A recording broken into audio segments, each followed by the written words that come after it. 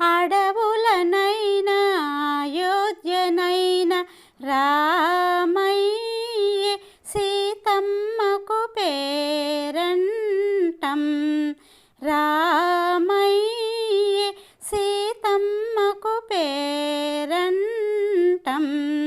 సీతారాముడి కట్నం ఆ సీతకు రాముడు దైవం.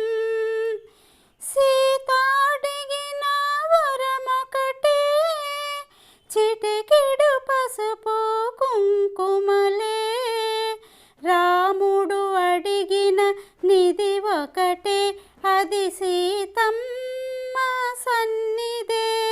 సీత అడిగిన వరమొకటే చిటికెడు పసుపు కుంకుమలే.